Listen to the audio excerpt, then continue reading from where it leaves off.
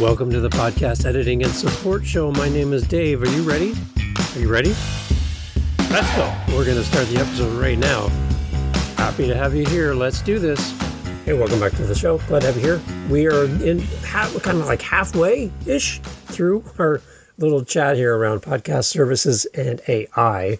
We wanted to do this and get in here because there's a lot of stuff going on out in the space, and the more we understand it, the more we can prepare, the more we can figure out what we're going to do for our services and what we offer to our clients. Today, I want to talk about reimagining your service offerings in this world of AI, because things are really different right now. Things are really changing.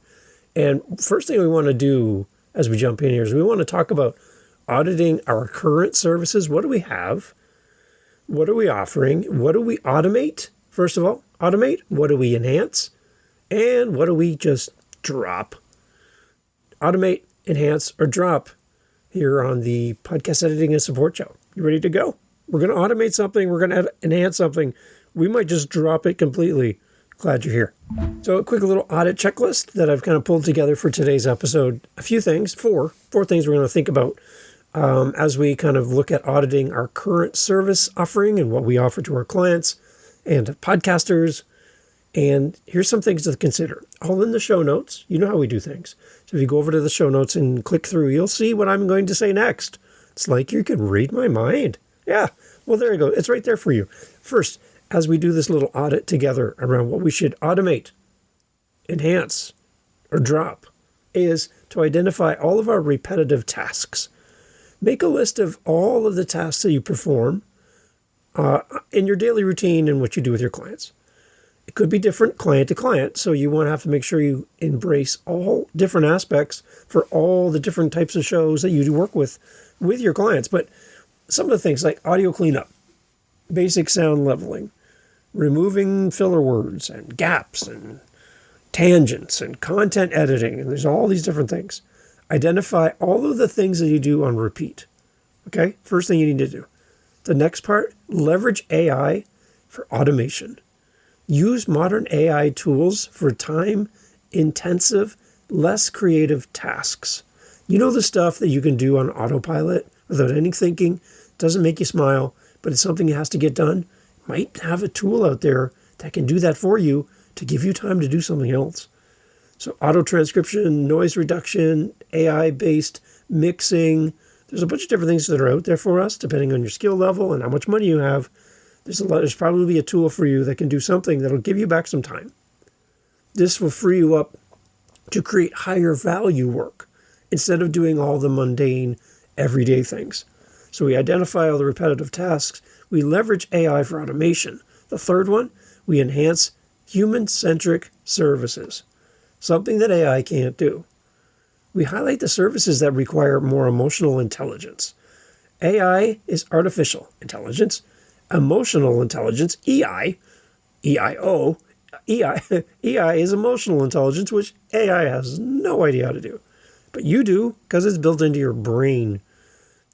Develop that creative decision-making that you have, that nuanced judgment, the ability to see around corners, anticipate, understand, sympathize, empathy. All of these things that you have, AI has no sweet clue how to do that. So enhance those things. Make them front and center. And let the tool do all the behind-the-scenes boring stuff and leverage who you are as a person. By doing this, you can really help to structure the show, the content creation, the curation of the podcast, and branding, all kinds of things that you can bring by enhancing your human side, your emotional intelligence over AI intelligence. And eliminate all the obsolete offerings. Look back at your portfolio, all the things you have done, you do right now, and look at some of the services, the manual transcription you were doing when you were pressing play and pause and writing down every word as it happened. What about your bulk simple edits and things that you do with your show? You might no longer need to justify the same rates that you were charging because some of the traditionally long form work, mundane work that ate away at your calendar is gone. So justify your rates with your clients and consider dropping or repackaging these as part of your broader offerings, and then saying to your client, listen, I'm going to drop your monthly or your per episode rate by this much, maybe a percentage, and we can either stay at the same percentage and I'm going to offer you an additional service or two to compensate for the time savings, or we can go with a reduced rate. It's a little bit of a chance, but it's going to show great intent, great value for your client, and it's going to keep them wanting to work with you longer. So eliminate obsolete offerings and leverage these tools. By regularly surveying your workflow, asking your clients what they value the most from what you do for them, and staying up to date on available AI podcasting tools, you can save yourself a lot of time and add more value, which makes you more desirable to more clients. Don't be afraid of AI. It can be there to make you make more money if you use it the right way. How do we craft these new packages? Consulting, creative direction, coaching, content strategy. How do we package all these things up in a creative way that's really attractive to a new client or our existing clients? Well, first thing we got to look at is some package ideas. What about a podcast strategy consulting package for your business? You can help your clients define their goals, target their audience, long-term vision, and offer like launch audits or strategy sessions. What about some creative direction for your podcasters? They might really be struggling with being a creative person. They might not be wired that way, and you are. Maybe you can help them with their style and tone for the show. Maybe you can help them with their episode structure to create a more distinctive brand and sound for their podcast. Like lean into what you do best, your creative side. What about podcast coaching? Run workshops and one-on-one sessions for hosts on building their confidence. Like imposter syndrome still exists, everyone. And if you have a way to work through that and offer support for somebody and help them overcome that or see growth in that area of their life, wow, that's amazing. That's way beyond ums and ahs. We're doing something amazing with our skill set and what we know, and with the time savings that AI affords us. What about helping them with not only their confidence, their storytelling, or maybe helping them to be a better interviewer, kind of breaking down their last 5 interviews and pulling out the things they can do better and the things they do well. So all these things are opportunities for you to do more podcast coaching. And they're looking for a podcast coach, and if they don't know that you do more than ums and ahs, they might be looking at somebody else right now, not knowing that you have this ability to do this. So go out there and coach. Bring your expertise and your skill development and your encouragement. You already have a relationship with them. Now it's time to work on that relationship and go deeper through podcast coaching. Another thing you could do, ongoing content strategy. When it comes to mapping out the calendar and planning for future episodes and mini-series and seasonal breaks and coming back from a season to a new season and all the seasonal launches and social media, there's so many things. Ongoing content strategy can be a huge asset for your podcaster that you serve, helping them develop their topics, repurposing their content, or providing multiple formats of their content for different places and different platforms, and helping them build a community. You can just spend time outside of editing ums and ahs and just help your podcaster build their own community, picking the platform that works for them, getting people to sign up, helping launch a community for them, helping them run the community, and then turning it into something great for them. These are all package ideas that a lot of editors and support people who just focus on ums and ahs and breaks and complaining about Zoom, these are things that the people aren't thinking about because they're so wrapped up in the old way that we used to do and charging people way too much money for things that can be done with a click of a mouse. You need to be developing and growing as a podcast editing and support person. It's why this show exists, because I want you to see that your value is way much more than just ums and ahs. So for some practical steps, bundle your services. Coaching plus strategy consultations, for example, as an added value. Offer entry-level packages for brand new people coming into your world. Maybe somebody just wants to come and work with you to launch their show. They may never have you edit their podcast. That's additional revenue. That can come when you use AI tools to create more room in your calendar. So all this whining and complaining about I'm too busy, I don't have time, tells me you're not using tools effectively. Because there is ways to create space in your day. You just need to have more discipline and more thought about how you can leverage these better. Offer these entry-level packages.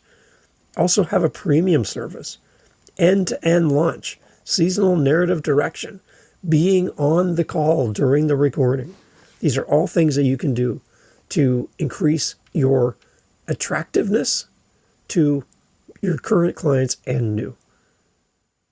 Pricing in a world where editing is a commodity task. There's an arrogance right now in podcast editing where people think that editing is the end all. Editing is now a commodity. It is something that is done by many. It used to be done by the few. They ran the place. They charged whatever they want, and nobody could stop them. But now you can start an editing service today and have clients today. It's possible. So editing has become more of a commodity, something that is not as unique as it used to be. Some pricing strategies then to consider in a world where editing is just another commodity. Think about value-based pricing.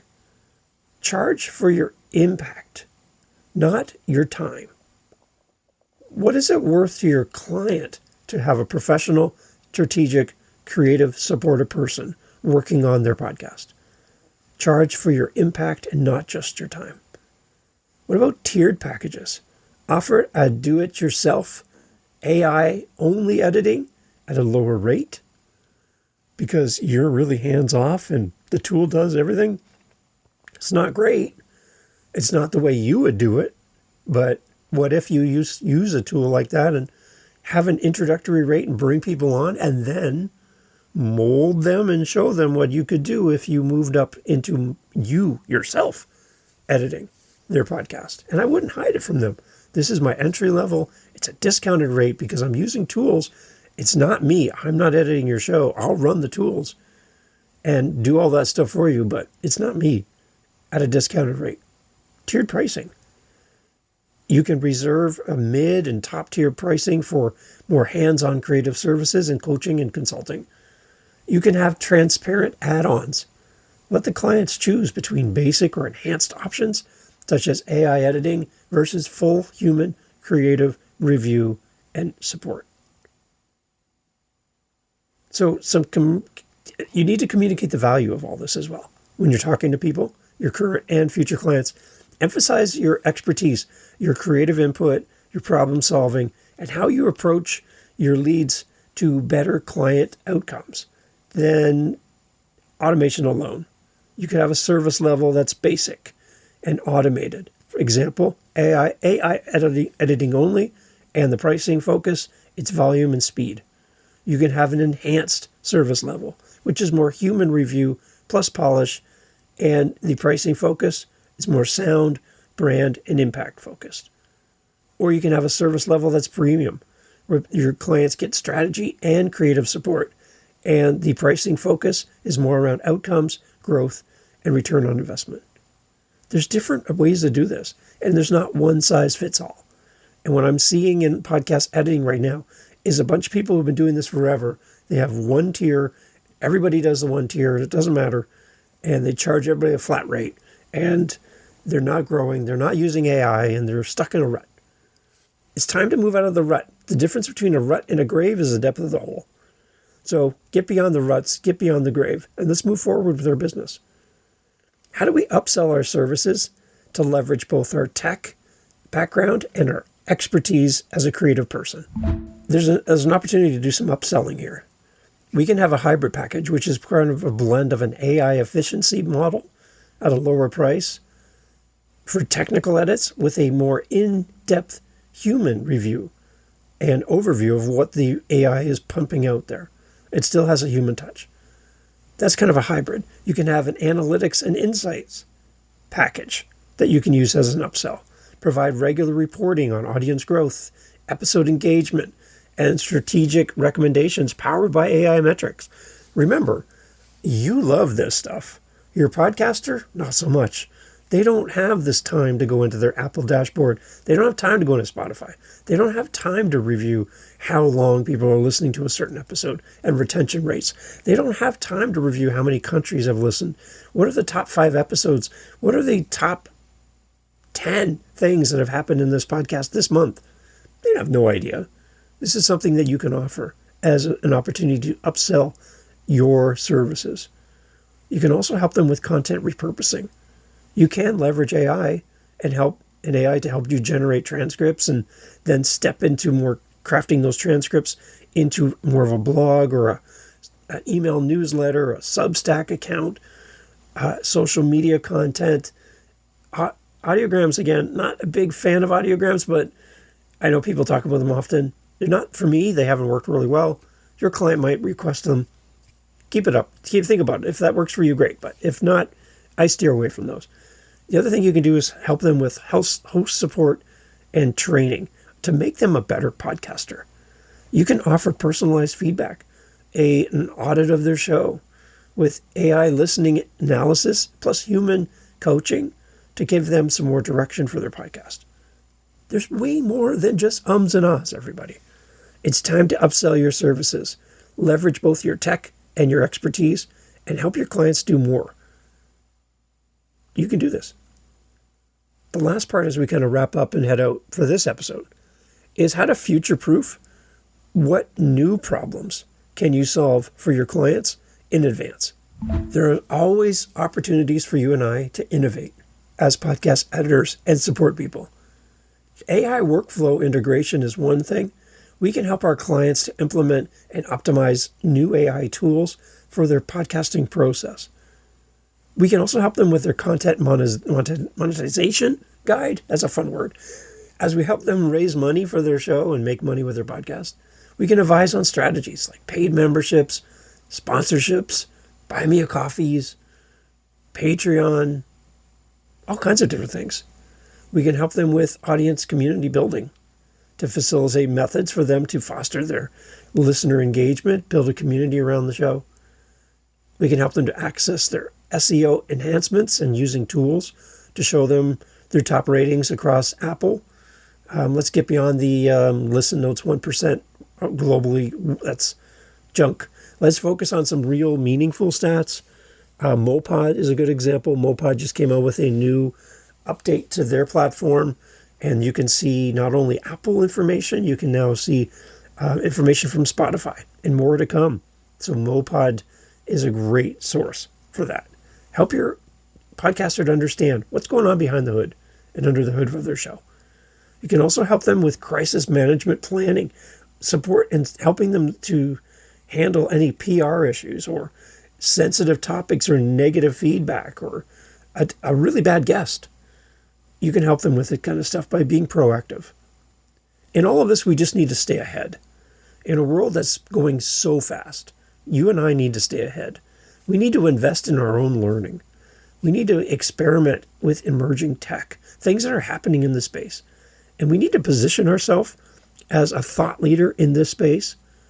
We can help guide our clients through change, not just deliver a static commodity service that everyone else does. We need to find our niche, our area of expertise. Each of these steps aligns with the ever-evolving landscape of podcast editing and support, where the blend of authentic expertise, strategic guidance, and thoughtful use of new technologies will really, truly set you apart in a world that's being reshaped by AI. Remember, don't be afraid of AI. Use the tools that help you to be faster, work smarter, create more space in your calendar, and then take that space and reinvest it in your clients, in yourself, and grow your business. That's how you're going to survive, and that's how you're going to move forward in a world that's really fighting for our podcasters' attention. Reimagine your service offering in a world of AI. It's time to do that, and I'm glad you're here. I'd love to hear your feedback at podcasteditingandsupport.com. Thanks for listening to the Podcast Editing and Support Show. Visit us at podcasteditingandsupport.com, podcasteditingandsupport.com. We would love help you find a great podcast editor, or if you want to hire us, we would love to work with you. podcasteditingandsupport.com. Catch you on the next episode. Take care.